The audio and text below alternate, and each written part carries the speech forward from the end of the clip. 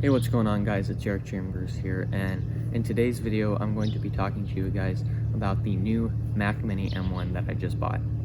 Now, I bought this Mac Mini because I was looking at the other laptops that had the M1 chip in them, and they don't have that good of cooling like the Mac Mini does, so I thought that would be better if I was doing more intensive tasks. And the MacBook Air doesn't even have a fan, so I kind of went with the Mac Mini M1. I got the baseline model, which has, the 8 cores, and it also has the 8 gigs of RAM and 256 SSD. And I'm coming from the MacBook Pro 2013 that had like 2 cores, 8 gigs of RAM, and a 256 SSD. And the thing was so slow I couldn't even open up After Effects, so I thought it was time to purchase a new computer. Now I want to talk to you guys about how the Mac Mini M1 performs on Premiere Pro, since that's my normal video editor.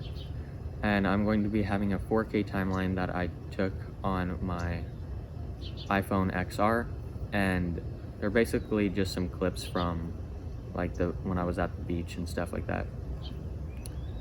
I'm also going to be color grading that footage as well, and we're going to see the export times too.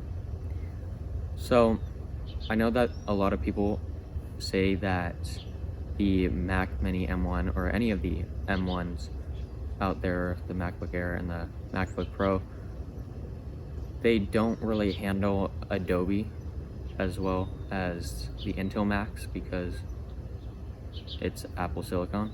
Now, I know a lot of people are saying that the M1 Macs, any of them, the MacBook Air, MacBook Pro, Mac Mini, they won't do as well in the Adobe suite like the Intel chips because it's Apple Silicon. And I haven't seen anything like that.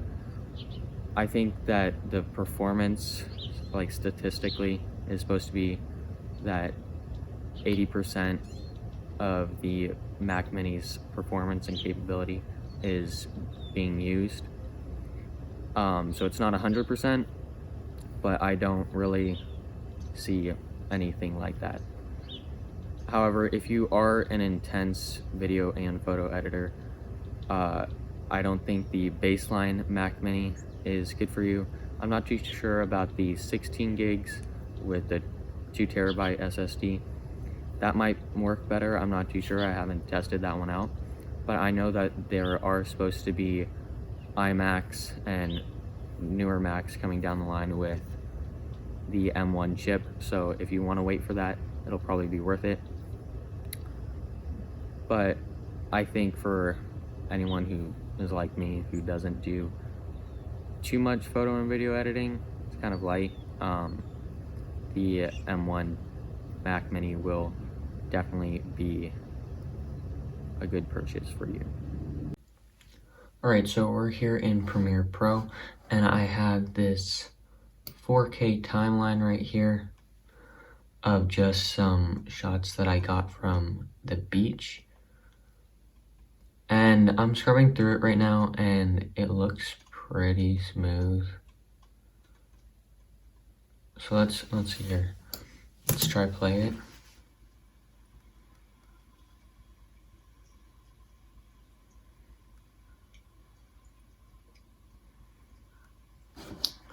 Actually,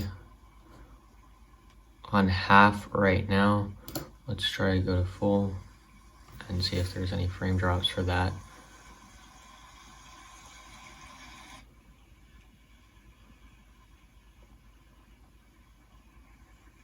Not bad, not bad. So I did color code this as well. And so let's now see what the export times would be for this.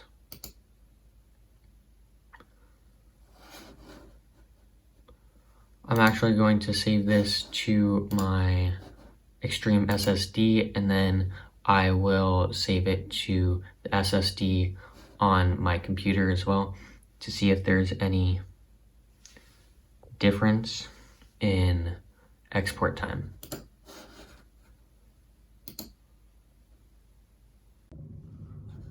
Alright, so now let's try and export this through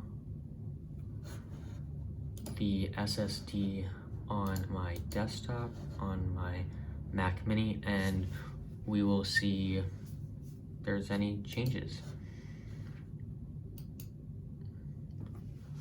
Now keep in mind that I am screen recording through QuickTime and there's nothing else open on my desktop. So as you can see, when I exported it to my Extreme SSD with a USB-C connection, it was around 25 minutes and 40 seconds. And then I did the same exact export straight to my SSD on the Mac Mini, and it came out to 22 minutes and 40 seconds. So 3 minutes right there, that's pretty good. And that timeline was about 7 minutes long of 4K color graded clips. And that's actually a pretty good time for me coming from my MacBook Pro. So yeah, I'm really happy about that. So that's been it, guys. Thank you so much for watching. And if you are going to pick up a Mac Mini M1, comment that down below. And if you're a little bit hesitant, just let me know your thoughts. Please subscribe. This was a really fun video, and I hope to make more like this. So thank you guys so much for watching.